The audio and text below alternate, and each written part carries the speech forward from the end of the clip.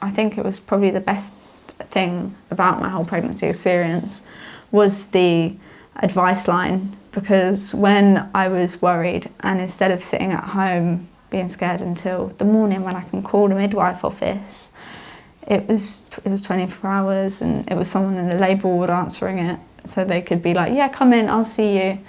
And more ways of getting that out there, like more apps or stuff like that would be really nice. Well, I'm not sure if it's just where we had the baby, but we had an app called Badger Notes, which would you could see what my midwives have written recently. I could see my blood test results on it, my upcoming appointments, like everything was on there, and I found that really helpful. And they had articles to read depending on how many weeks pregnant you are as well.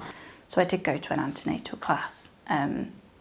So there they kind of explained how to bath the baby and feed the baby and where to place the cot safely in the room and things like that. And some of it I found quite interesting, because obviously you don't know how to wrap a baby properly after the bath and things like that. So I thought it was, quite informative. So the information young parents receive is really important, so you need to think about how that's delivered. I use an iPad. We will look at apps, video resources, visuals that help them learn.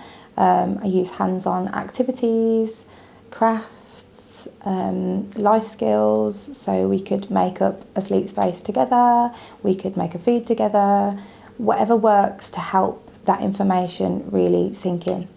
So it's important to remember that the teenage brain actually is going through a reorganisation period. So from adolescence up to the age of 25 is the second biggest time that our brain reorganises, the first being in infancy. So the positive side of this for a health professional is that actually the brain is quite flexible at this time, so it's open to change and it's a great time for young parents to learn new things.